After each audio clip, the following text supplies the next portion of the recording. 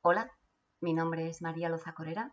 y en primer lugar quiero agradecer enormemente a Lorenzo Cotino su amable invitación para participar con una ponencia en esta iniciativa, como es el Observatorio de Transformación Digital del Sector Público. Y aprovecho para dar la enhorabuena por su creación a todos los que lo hacen posible, ya que creo que es una iniciativa muy interesante y muy necesaria, tanto por las temáticas que trata como por su carácter multidisciplinar, por lo que creo que es y será un foro de referencia.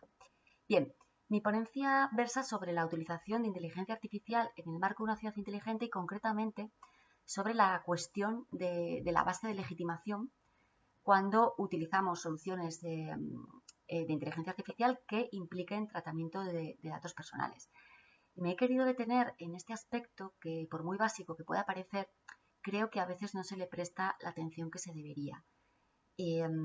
La base de legitimación es un requisito fundamental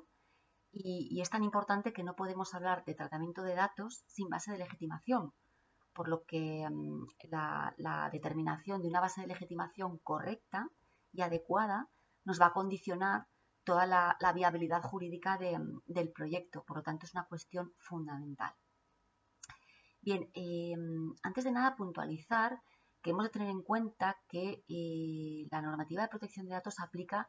por supuesto, cuando una solución de inteligencia artificial utiliza datos de carácter personal, pero también cuando esa solución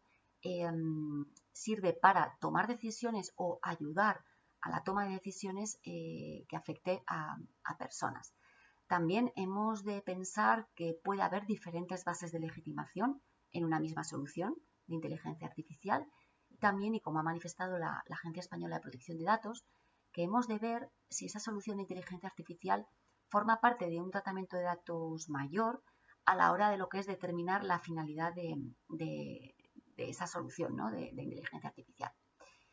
Bien, en el contexto de una ciudad inteligente, de las 6 bases de legitimación que nos ofrece el Reglamento Europeo de Protección de Datos, el consentimiento no va a ser la principal debido a ese desequilibrio que hay entre el responsable de tratamiento, la administración y los ciudadanos,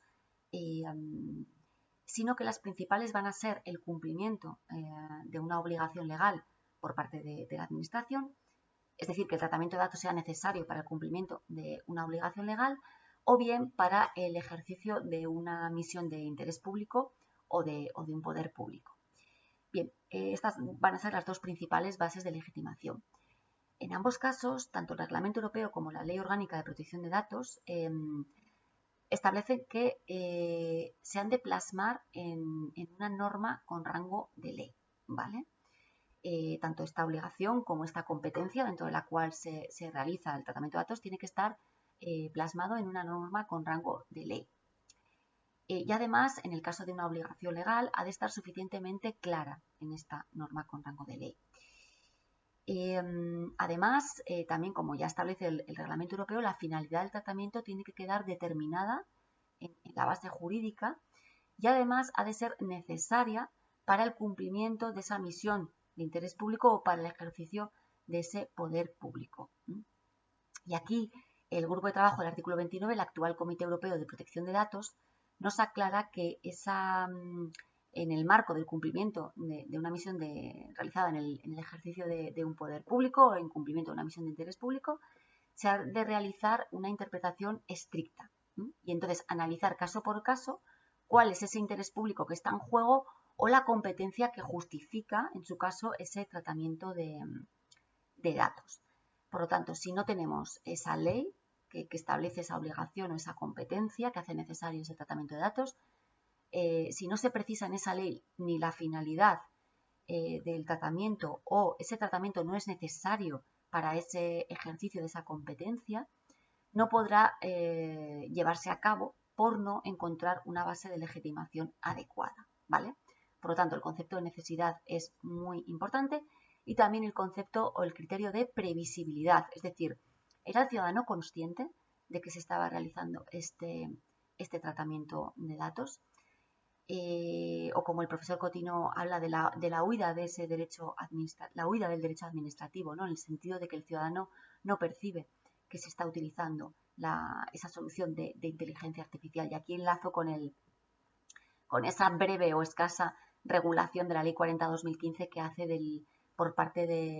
uso por parte de la administración pública de inteligencia artificial, ¿no? Lo que se denomina la actuación administrativa automatizada, ¿no? En el marco de un procedimiento administrativo. Bien, por otro lado, si pensamos en la personalización de servicios públicos que puede haber en una ciudad inteligente, tenemos que tener en cuenta el artículo 22 del Reglamento Europeo de Protección de Datos, y es ese derecho a no ser objeto de decisiones automatizadas, ¿no? Que va a implicar, en el caso de que se permita el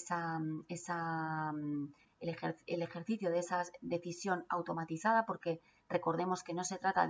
meramente de un derecho de oposición del ciudadano, sino que es una prohibición general a utilizar este tipo de decisiones basadas únicamente en el tratamiento automatizado de datos. Si se llevan a cabo bien porque es una decisión que ha sido autorizada por una norma, bien de la Unión Europea o bien de cada Estado miembro, deberán adoptarse esas medidas adecuadas que van a implicar el derecho a solicitar la intervención humana, a expresar el punto de vista e incluso a impugnar la decisión. Y aquí es donde es muy importante que la Administración adopte medidas que permitan demostrar su cumplimiento normativo o que no hay ningún tipo de error o de sesgo, ¿no? Que permita, por ejemplo, herramientas para auditar